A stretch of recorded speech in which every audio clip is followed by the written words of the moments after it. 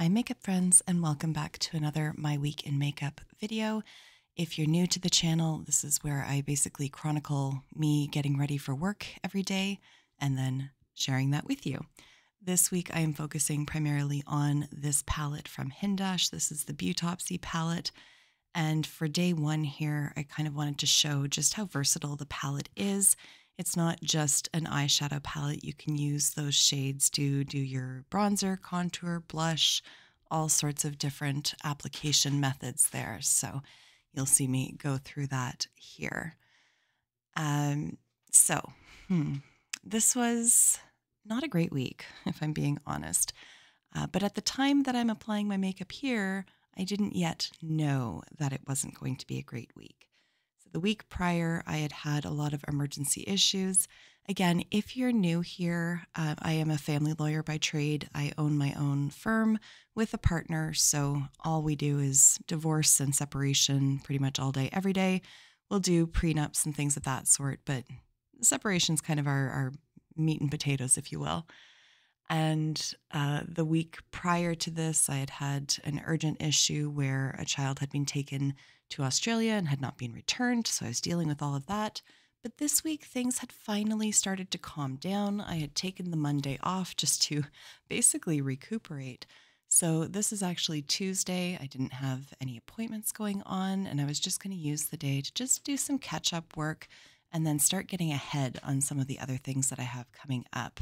For example, I have a trial scheduled for some time this month. They don't give you the exact date. You just kind of get 24 hours notice and then away you go. So there's some work that I want to do and some more preparation for that. But as soon as I got into my office, I typically check my phone, like my actual cell phone, before I get into any actual work. I'm usually eating my breakfast that I've taken with me to the office, having my first few sips of coffee, and so this day was no different. And I had a message from a number I didn't recognize, and it turned out that it's the cousin of the person that I was best friends with in high school, and they were informing me that he had suddenly and unexpectedly passed. And it rocked me, and I'm still trying to process it. I mean, it's shocking. He was 43 years old. He was not, I mean, he hadn't been suffering with an illness or anything, as far as I'm aware. It was just a sudden, he was fine one night and then gone the next day. And, the complicating factor here is that he lives now in Australia, and he has for many years. He went to law school there and decided to stay. He got a position out there, and he's lived there ever since. And so I'm trying to process this, but it's not like he was a big presence in my life physically, and now I'm missing him physically. I haven't actually seen him in person in probably 7 years. He came back to Canada, and we managed to meet up and spend some time together then.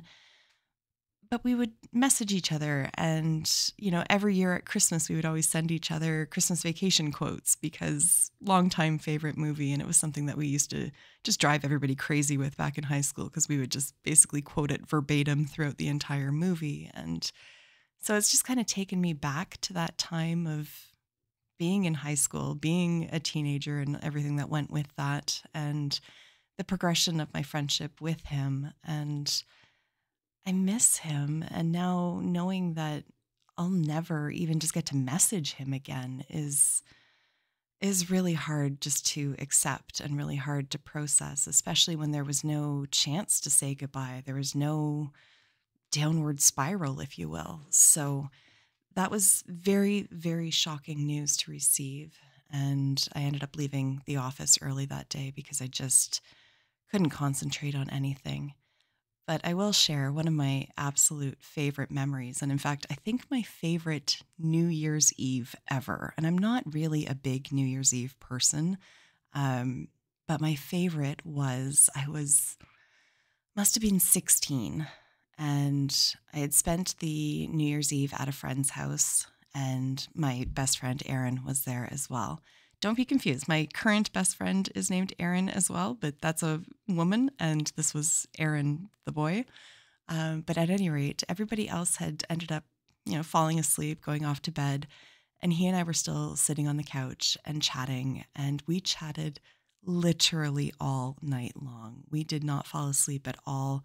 I was going to be going on exchange and I was leaving in a few days. And so it was just like such a nice time for him and I to connect before I would be gone for a few months. And I couldn't at this point tell you at all what we talked about, but we talked nonstop for hours. And I will never forget that. It was just the nicest, like, I don't know, just the nicest experience. We watched the sun rise together and we kept saying like, oh crap, like the sun's coming up. We should probably go to bed. But then at the same time, it was like, nah, it's too late for that now. Like the ship has sailed. We're already going to be tired. So let's just keep chatting kind of thing. And I am going to miss him very, very much. I mean, I already did, but the finality of it is really hard to accept. So that kind of set the tone for the whole week. And it'll probably continue to weigh heavily on me for a very long time. But you'll see in the next, especially the next day, the makeup is very subdued, although my outfit is like a bright neon green. But at any rate, I just wasn't really feeling particularly inspired this week. So you will see a lot of similarities, but I've included it here anyways, just because this is real life and I still have work to do. I still have clients that rely on me. And so no matter what's going on, sometimes I have to put that aside and move forward and take care of my obligations. So that's what I've done. Going in here, lipstick might be a little bit of a stretch for what this product is from Merit. It's very much more like a lip balm. It's very emollient, but also that translates into it breaks very easily in the tube. So just be aware of that. I've had to melt it down a few times. Oh, Barry and Bennett are just coming home. They were out feeding the ducks. And just one moment. All right, we're back. I could edit out that last little bit, but you know what? Again, real life. Barry had taken Bennett out to go feed the ducks at a pond near our house, and he didn't know I was doing a voiceover. And frankly, sometimes with this mic, I don't even know if it actually picks up the noise. So I always say, like, sorry about the noise. And then when I'm listening to it back, there is no noise. So you probably all think I'm crazy. But at any rate, here we are. Let's get back into this. So this was Wednesday. I didn't have any appointments. So it's just the bright neon green that you're seeing is just like a little t-shirt. I was wearing a t-shirt and leggings and running shoes. Like it was just very low key. And the makeup's going to reflect that. It's very much like a no makeup kind of look. But that's one of the things that I really like about this palette is that it is, like I said earlier, so versatile. You can use it for very minimal looks. You can really lean into it and build it up. Now this one, I think the one that I'm using today was the Monochromance palette. I don't find that that one is nearly as versatile as the Beautopsy. But same idea still applies. I really like the gradient pans. I remember when it first came out, I was like, what in the actual hell is this? And I did not think I'd be able to make it work. Like I didn't think that I would have the skill set in order to use that. And as it turns out, I was wildly wrong. I find that this is actually easier to use than a traditional eyeshadow palette because of those gradient pans. It really like just makes blending things out and building up your own gradient on your eyes very, very simple.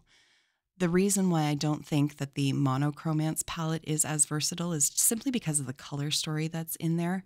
You've got like a teal color, there's a purple, a pink, and I'm sure that there are people that can do very creative things with all of those colors, but they're just not colors that I tend to reach for going to work. Although I will say some of these more neutral tones that are in here are really great, and they're actually like a really nice complement to the Beautopsy palette. So I am glad that I have both. I don't really have any purchaser's remorse. And in fact, I would like to try some more things from Hindash, in particular his lip products. I haven't tried any of them, but I would very much like to. So pulling it all together here with the Merit lip oil in taupe. This is one of their original lip oils, so it has a little bit more pigmentation, but even at that, it's a lip oil. It's not like fully opaque. But as you can see, this is very much a no makeup kind of look. This shade, Wild Honey from Becca, like RIP Becca, This wasn't a shade that Smashbox saved when they took over some of their products. And I think that's a missed opportunity because it is just this beautiful, natural looking, almost a bronzer, but not quite. Like it's a bronzy, it's beautiful. Anyways, let's move on to the next day. And here we are. So I decided that I wanted to play in a little bit towards spring, just because the weather we had for the last 2 weeks was just abysmal. And we were finally starting to see a break in the rain. And so I thought, you know what, let's do some springtime makeup and lean into some of these pinks. So you will see that play out as we go. And I'm trying to think of other things. Oh, yes, I did get some more news this week in relation to my mother. So if you're not aware, I was raised by my maternal grandparents and they adopted me. Like I have always lived with my grandparents. My biological mother did live with us for probably the first year and a half, 2 years of my life. And then she went and had to do her own thing. And she would come back every now and then. And for a while there, as a younger adult, I was quite good friends with her, but life has kind of intervened. But at any rate, that's not about that. It's about my grandmother/mother, who is 91 years old and has been in hospital for several weeks at this point. She had taken a fall. I can't even remember exactly when it was, probably towards the end of February, beginning of March. And she had been hospitalized as a result of it. Thankfully, she didn't break her hip again as she did last fall, I believe it was, possibly a year ago, last fall. Holy crap, time, it just has no meaning to me anymore. Anyways, she has been in this hospital and she has like a geriatric team of specialists, and they have done an assessment on her and have determined that she is basically not safe to release to go back to her brother's home. So she lives with her brother and her brother's wife, and the wife, who I guess let's call her my aunt for lack of a better term. She is his second wife. So I don't know. It gets very complicated. Regardless, my aunt, she is a personal support worker by trade. And so she does a lot of the care for my mother, which is just fantastic. But my mom has now progressed to the point where she can't walk independently. Her dementia has become quite intense. And so it's just too much unless she has like full-time at-home care. So she had been put on a list for a long-term care position back when that assessment was done.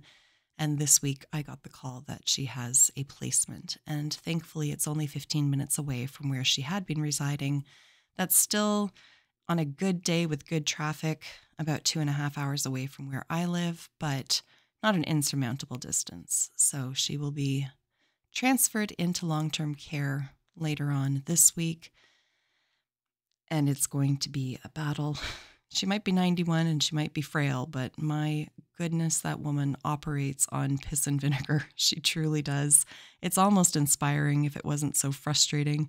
But it's, again, that sense of finality. Like it's not hospice. She's not, she's 91. It's reasonable to expect that at some point she is going to pass, but physically, her health is stable, I guess we could say. I'm not going to say that it's good because she's 91. It's not good, but she doesn't have any heart conditions or anything of that sort. There's nothing that, is a ticking time bomb. It's just her mind more so than anything.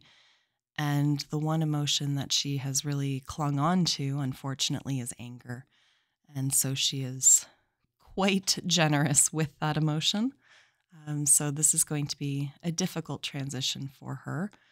And I feel horrible about that. But at the same time, it is better than being in a hospital. At least she'll have much more of a social element once she is in her new home.